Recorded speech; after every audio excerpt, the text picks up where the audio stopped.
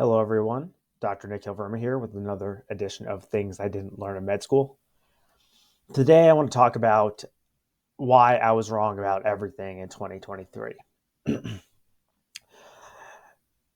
At the end of 2022, closer actually to the beginning of 2023, I actually made a video very similar to this. So last year or the beginning of this year, similarly titled Why I Was Wrong About Everything in 2022. A lot of that conversation I was discussing where I went wrong with some of my thought processes. I'm typically not a person that likes to do these year in review type of videos, or I'm not a huge fan of year in review things. But for whatever reason, the past couple of years, I see that's changed for me. And likely the reason that's changed is because I do see the value and importance of reflecting on oneself and seeing what's happened in the past 12 months and what our weaknesses are, what our shortcomings are or were, and how we can take positive steps to change that and to better that in the future. So that's what brought us here today. And the past few weeks, I would probably say about past month, I've noticed this trend in myself. And it kind of is based around the concept of, when you're out there, you're noticing difficulties or things that you don't like in others, then it's some sort of reflection of yourself. The Freudian concept of your shadow, or you know, just the darkness that you're trying to avoid, the problem that you're trying to fix. And it's something that I've been noticing. And for me, it was how condescending I was to other people's ideas.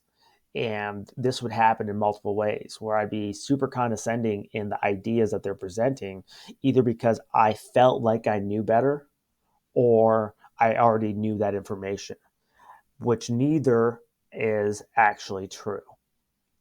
Um, I've been hypercritical and condescending towards comments, towards people attacking me or questioning my methods and work ethic or whatever you want to have it. But I thought it was important for me to realize that, this is something that's more on me and something I need to take a step back and look at. Ultimately, what started this was towards the end of November when things were getting a little bit busy. I was noticing that I was seeing a lot of things on social media that I disagreed with. And I would say some things that are probably more condescending than not, or a little bit smart alecky. And the one that kind of tipped the boat is I noticed this gentleman, the certain physician on LinkedIn, is very condescending to everyone, and his way is the only way, and that's it. Um, and it really got me thinking because I called him out. I said, "Why are you so condescending all the time? I don't think this is beneficial." And maybe I shouldn't have said something like that. Though his response was, "The truth hurts sometimes. Deal with it." So that was kind of an interesting take. And then I really did reflect on that. I'm like, where am I being condescending? Where am I being hypercritical? Where do I need to take a step back? And then I started noticing that I was reflecting in conversations that I was having with my staff sometimes, with my parents, with my girlfriend, with some of my friends. I'm like, man, I really, really need to examine this and see where this is coming from. Um, so that's what I've been doing, and that's why I want to, apologize to those out there that I have been super condescending towards in the past. Um, I've been called this in the past by people, but now I'm starting to realize, this my sense of humor and my critique is not coming across the way I want it to. Where I would rather have people be more expansive and understanding when we're explaining things instead of, hey, this is the way it is. And maybe there are ways to change that. And I think understanding that in myself is the first spot to help correct it.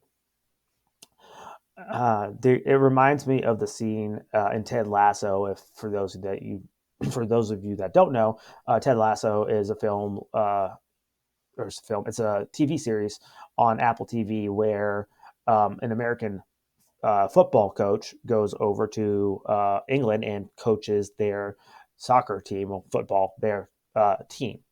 Um, but he's a super positive, super optimistic individual, and he is, not to ruin anything too significant to the plot, but he's at there's a scene where he's in the pub and he's playing darts against I'll say guess one of the anti-theists of the show, and when they're playing darts, Ted Lasso, the main character, is talking to this guy, and he's like, Rupert, the problem is people like you is you're not curious enough. You don't ask enough questions. Um, if you haven't seen that scene, it's kind of floating around on the internet. I highly recommend you watching it, uh, or just I highly recommend you watching the entire Ted Lasso series. It's a great series, really uplifting and really cool to see. But yeah, and that's what I started thinking is like, where is my curiosity lacking?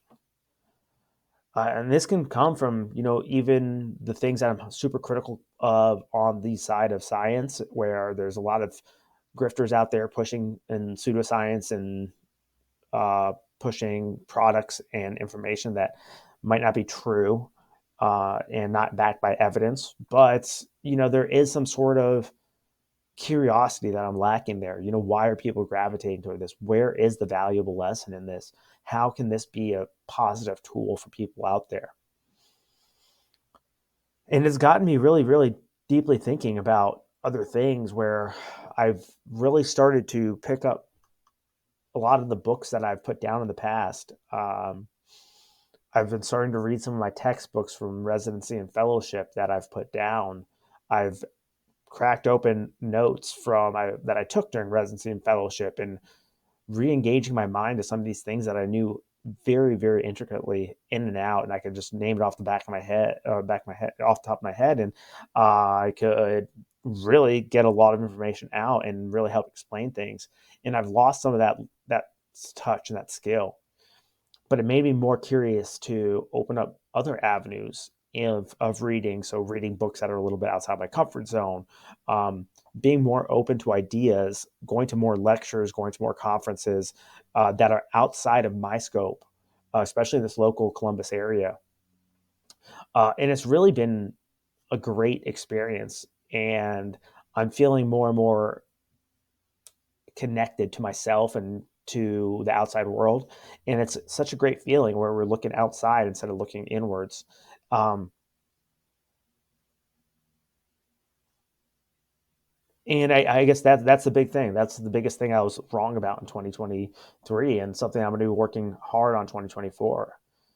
Going back to the idea that I'm not a huge person of the year in reviews or stuff like that, but especially in the business side of things, you have to do year in reviews and see where things are causing issues. And I would really I'm really encourage myself, but encourage you out there as well to employ these ideas that you were wrong in the previous year and see what course corrections you need to do for 2024 to correct them.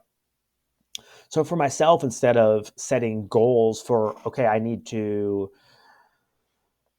lose weight or I need to make an X amount of money, it's more for me these personal goals of like, how do I start combating my mindset for being condescending and being more curious? How do I go learn about these topics more and more so I can speak about them more intelligibly and I can discuss them and I don't feel so threatened for whatever reason. I I think that's a huge step for me that I want to do in 2024. Likewise, in the business side of things, I really, really am trying to buckle down and understand business. I was having a conversation last night where it's this is stuff that's not learned to you when you're growing up, and if you learn in business school, then it comes a little bit more second nature. But there's a lot more to it than just what you learn in school.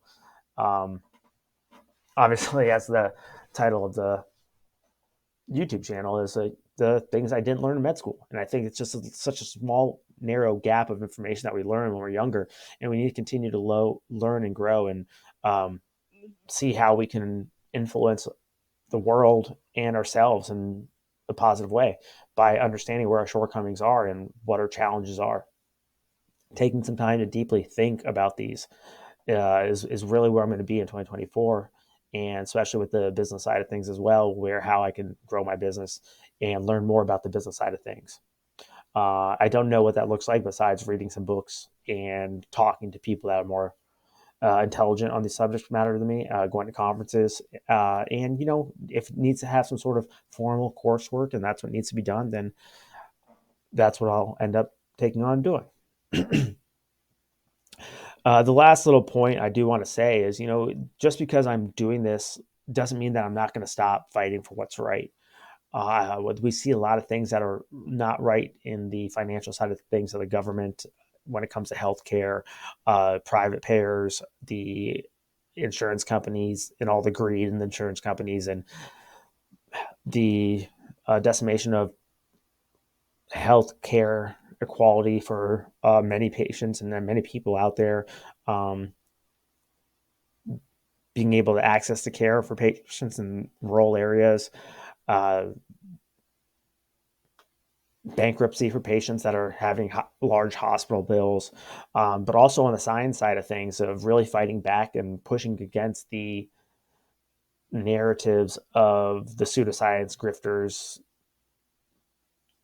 false role models that are kind of spewing things that aren't necessarily true, and all the like. It's very interesting to me because a lot of these topics that people are discussing now in those health and wellness fitness guru fields is the exact same information I was reading about 10 years ago. Now that we have an access to social media like Instagram and LinkedIn and YouTube and Facebook, this information can just get viral really, really quickly without anyone actually back checking the science behind it or actually truthfully checking what they're doing. Um, and I've noticed a few of these this week alone, and I'm starting to just take a step back and like, okay, I understand, like, because I was that person 10 years ago, give or take, uh, 8 to 10 years ago. And I'm just now starting to learn more. And it doesn't mean all those topics were, throw the bath out, wow, with the, uh, my goodness, throw the baby out with the bathwater. Um, some of those concepts can definitely have some value, and or might just be in the infancy of their own research. So I think that's important to realize. There's some stuff that's emerging and some things that have been debunked, but understanding that people are in different paths of their journey and understanding these things, and even to have people start taking care of their health might be the first best step in understanding their things and tricks and tools that they can use to better themselves. And maybe, down the road, they'll realize that they don't have to spend all this excess money on all these things that may not have any evidence behind them when they can simply do some of the free things: sleeping well, eating right, staying hydrated, understanding stress management, getting off social media for times, all these little tricks and trades that can really positively influence one's life without spending lots and lots of money. Um,